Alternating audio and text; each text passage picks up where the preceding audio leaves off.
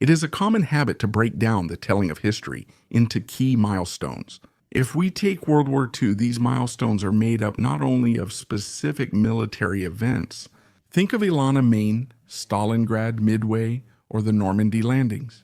No, there are also other events, political events, that leave an indelible mark not so much on the passage of time as on the course of our history. One of these events, one of these key milestones, is the one we're dealing with today.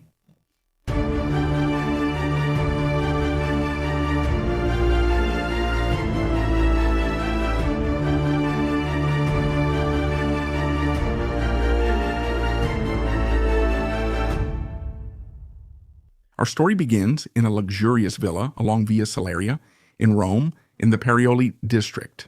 It's a hot summer day in 1943. An ambulance enters the perimeter of the residence and parks near the atrium.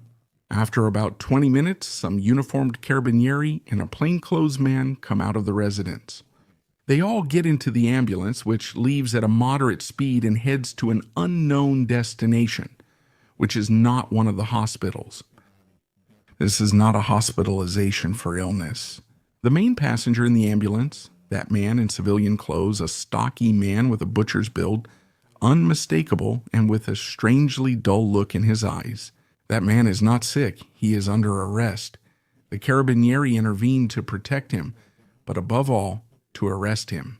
Because that man coming out of Villa Savoia is Benito Mussolini, a dictator who has just been ousted by his advisors. By order of sovereign Vittorio Emanuele III, he was sent to prison. July 25, 1943 is a date that's basically impossible for Italians to forget. But not only for them, let me explain why. Let's pause to assess the situation. July 25, 1943 is a date that marks the watershed between 20 years of regime and a difficult period of transition toward the nation's regained freedom. The situation of the country on that July 25, 1943 is dramatic. After 3 years of conflict, Italy is exhausted as its territory is bombed by the Allies.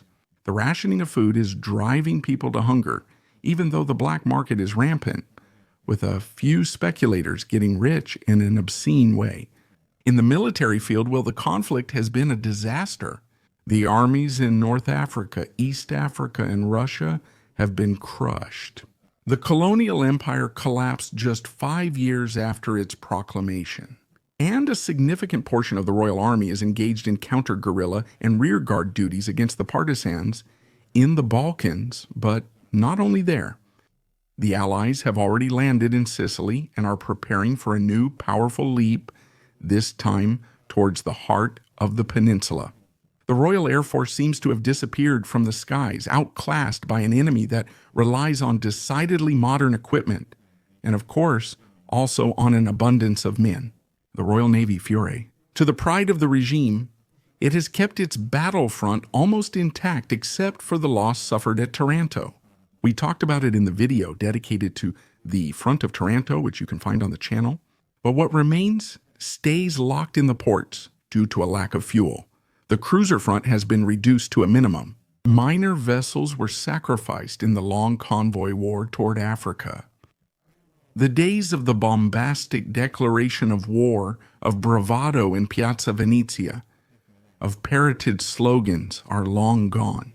The war has revealed all the unpreparedness of the country, of fascist Italy, of that Italy that was supposed to be built on myth, the myth of 8 million bayonets and more. So the unpreparedness, both militarily and economically, became obvious and devastated the social fabric of the country. On several occasions, the burdensome German ally intervened to save the Italian divisions deployed in extreme situations. Sometimes this was the case in Greece. These situations were directly caused by Mussolini's short-sighted policies. After 3 years of disasters, it's time for a reckoning. Mussolini has lost control. In mid-July 1943 in Belluno, the dictator meets Hitler to assess the situation. After the Americans, as we said, landed in Sicily, he spends almost 2 hours without saying a word, listening to invectives from his ally, an enraged ally who blames the military failures on the lack of combativeness of the Italian soldier. Accompanying Mussolini on this occasion is General Ambrosio, who observes the head of government remaining silent. Ambrosio would like to suggest some fitting responses. For example, he might note that at El Alamein, the Germans were the first to flee, leaving most Italian infantry divisions behind on foot. The British massacred them to cover the retreat of the remaining mechanized and armored troops. Or Ambrosio could also say that in Russia, it was the Hungarians and the Romanians who exposed the flank in the face of Rokossovsky's powerful offensive. To isolate Stalingrad, von Paulus's Sixth Army, and then also the Italian Expeditionary Corps, the Italian army in Russia. But Ambrosio says nothing. Even worse, he watches a silent Mussolini who takes the insults and doesn't say a word. But Ambrosio, like many other generals, would like to put an end to that conflict that leads nowhere. The generals aren't stupid. They knew before the war that the armed forces' unpreparedness would be costly. But Mussolini had convinced them, counting on a relatively short war, with France already on its last legs, and with England alone that would ask for peace. Huge mistakes, huge miscalculations, and Italy was paying the consequences. Ambrosio returns from Belluno and seeks di Smover. Mussolini also wants to submit his resignation, but there's nothing to be done. The Duce seems stunned.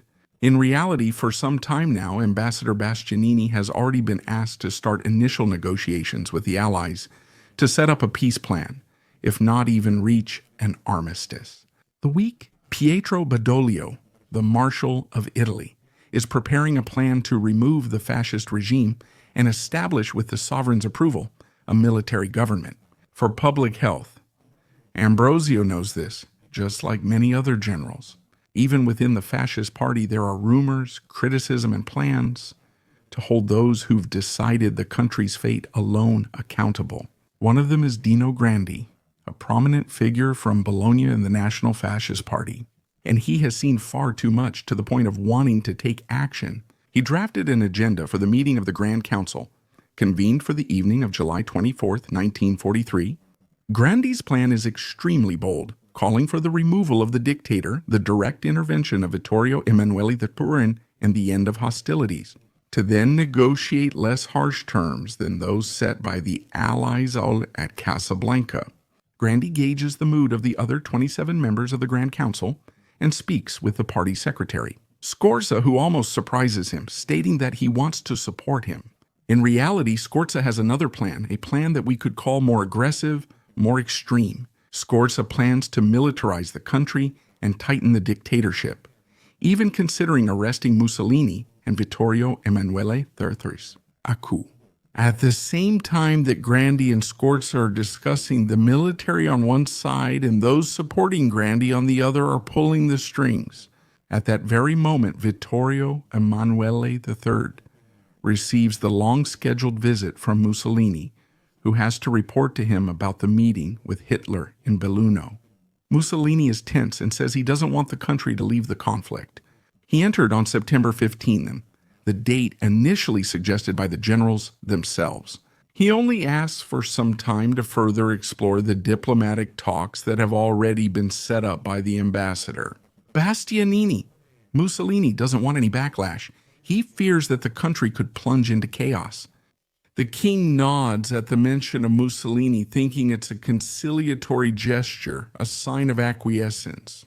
He believes the king will again support him and allow him to do as he wishes, as he has for the past 20 years.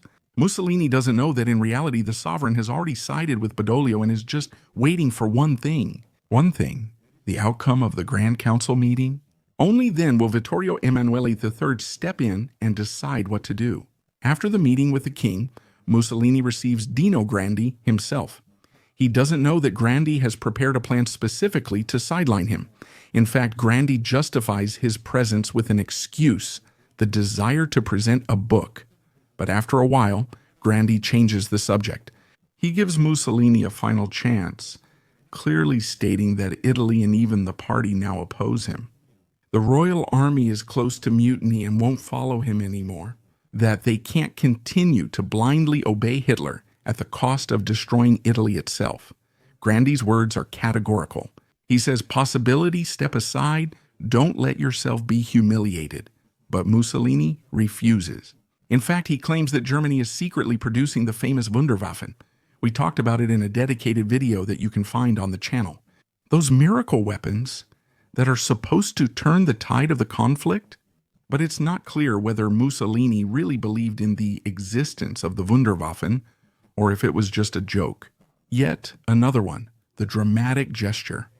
Well, Grandi, after that meeting, leaves Palazzo Venezia disheartened that there's no room for discussion. On the evening of July 23rd, Grandi meets with Galeazzo Chiava, the son-in-law of the Duce, with Bottai, with Federzoni, and with De Marsico, who is a distinguished jurist. They want to do a final review of the agenda to bring to the Grand Council. It's the decisive step. There's no turning back from that moment. 24 hours later, the meeting takes place at Palazzo Venezia. No stenographers, witnesses, or armed militiamen at the door. The gesture is conciliatory. After a long time, Mussolini calls the Grand Council, trusting his collaborators and hierarchs. He wants them to speak openly, not intimidate them. Grandi is a bit suspicious. He fears a trap. He's afraid there might be something behind it. And so he shows up at the meeting with a hand grenade and a revolver in his pockets. You never know, but there won't be any need for it.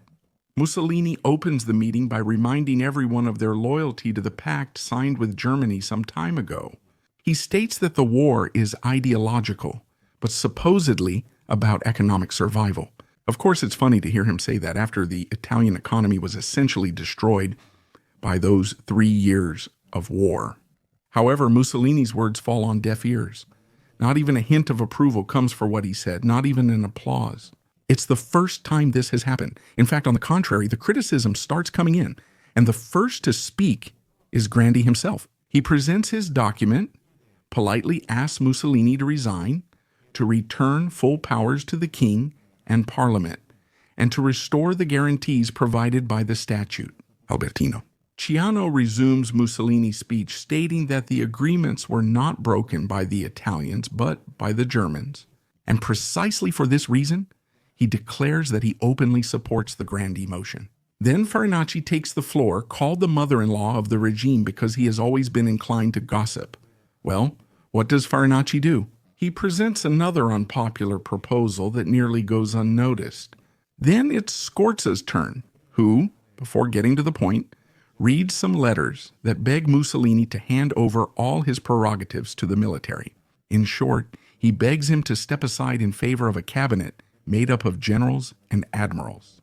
The heated debate lasts over 7 hours, almost the whole night. In the end, they take a vote.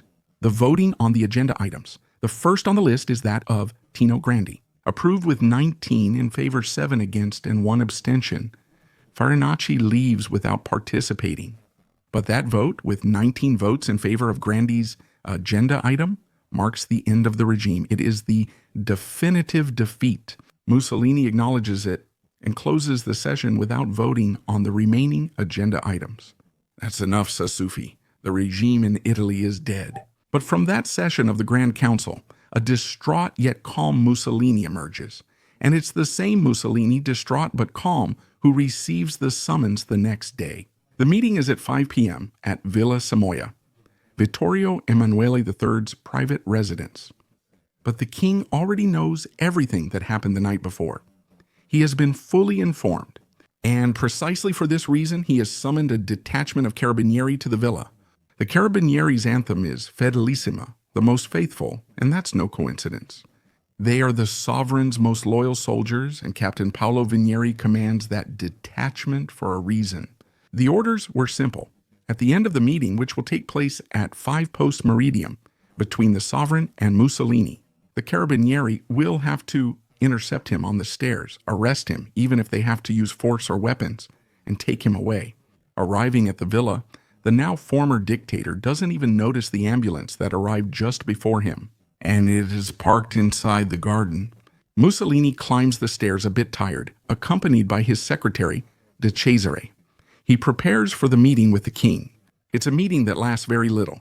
Just a few minutes, Mussolini hardly speaks. It's Vittorio Emanuele III who takes control of the situation to the point of dictating the conditions. The fascist government and dictatorship are over. The new head of government is Pietro Badoglio. He will be the one to form and lead the executive. From that moment on, control of the armed forces returns completely to Vittorio Emanuele III himself. The meeting is over. Mussolini is dismissed and leaving. He just started down the stairs. When on a landing, he finds Captain Vinieri with 3 carabinieri. The captain, also a man of few words, tells him, "By order of His Majesty, the King and Emperor, you are under arrest.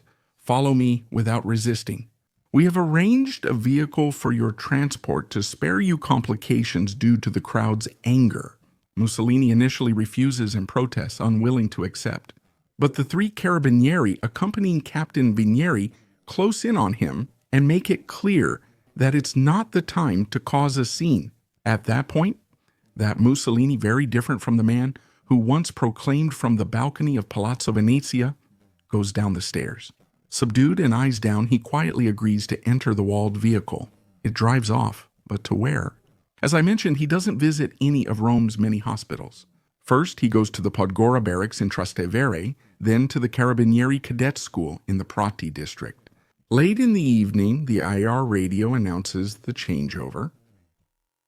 Attention, attention, attention.